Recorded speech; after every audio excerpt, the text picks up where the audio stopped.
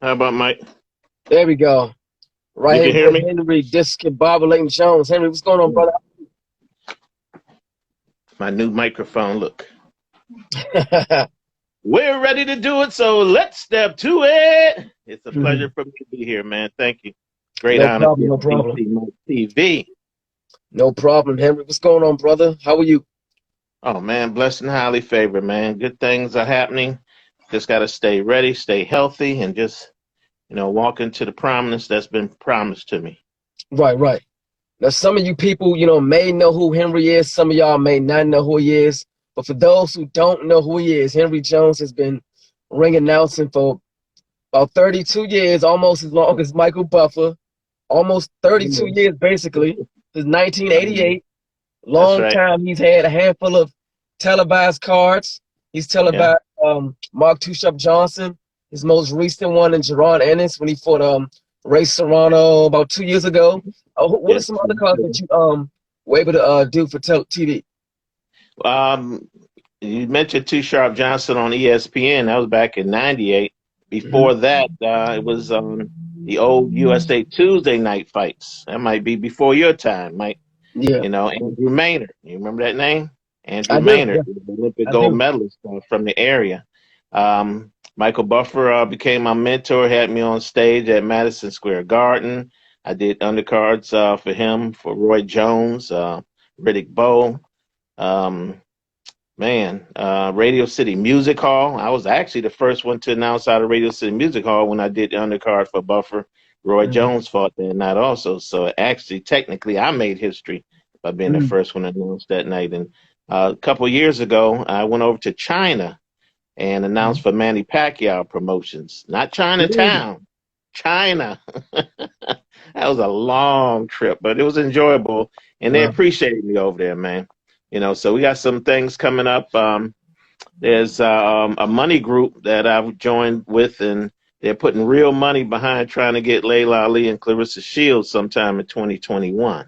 Mm-hmm. And they already said, I will be the ring announcer for that. So we're in negotiations for that. And supposed to be going over to Lagos, Nigeria sometime in 2021 as well. So Mm-hmm. great things on the horizon. Spoke to Christy Martin a couple of weeks ago. For those who don't know, Christy Martin kind of put women's boxing on the map back in the day with the Don King undercards when Mike Tyson fought. She goes by the Mm-hmm. Cold-Minded Daughter. She's a promoter now in North Carolina and Florida.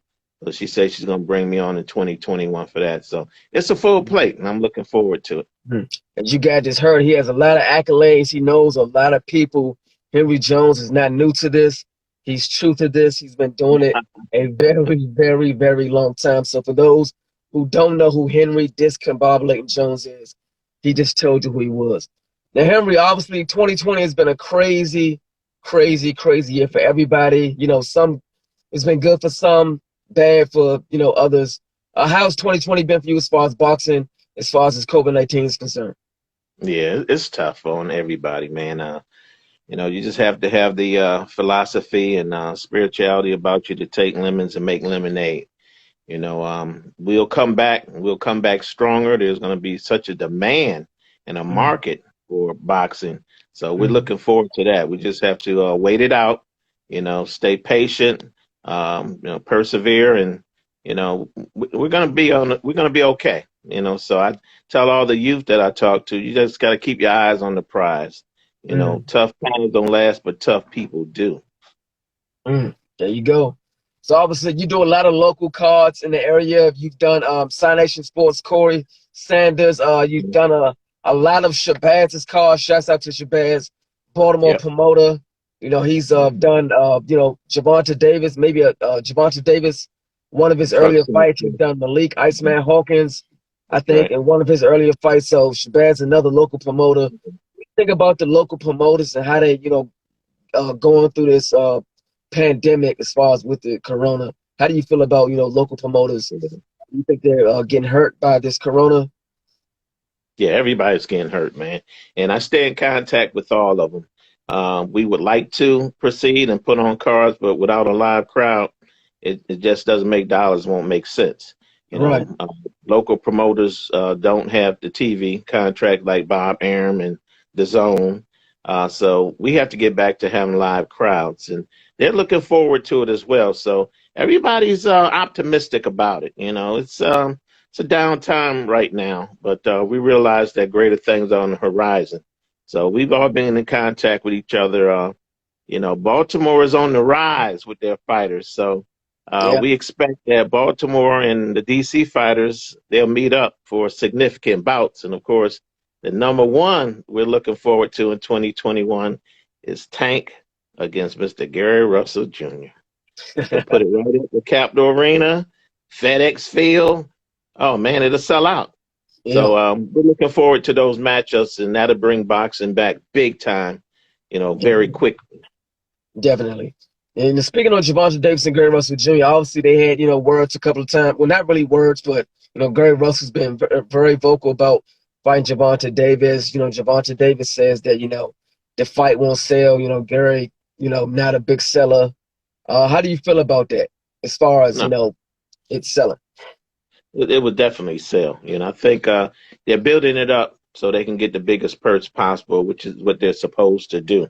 Mm-hmm. It's like back in the day, we had Maurice Blocker against Simon Brown, two locals. You know, they took it to Vegas, but we could have had it here. More recent times, we should have had Keith Holmes against William Joppy Jr., you know, and they kind of outpriced themselves, and that fight never happened. So I hope Mm-hmm. this fight will happen because, you know, it's good for the fans. And coming back out of this pandemic, we got to go to marquee bouts of significance. You know, Mm-hmm. club shows kind of like out on the way out. You know, that's why you know, Tank is fighting his first pay-per-view against Leo Santa Cruz coming up. Malik Hawkins is fighting on national television October 24th. We Mm-hmm. just saw Truck Simpson win last week, Yep. so he's gaining recognition as well on Mm-hmm. TV. So these are the fights and fighters that we need to follow right now, and we need to support, and eventually they need to fight the locals so that we can all. Right, definitely, definitely. So you just named a lot of good guys, from our area. It's good fighters from everywhere, not just our area, but we're from the DC, DMV area, whatever you want to call it. We're That's from this right. area, so we gotta, support our fighters, in addition to other fighters as well. So Yeah.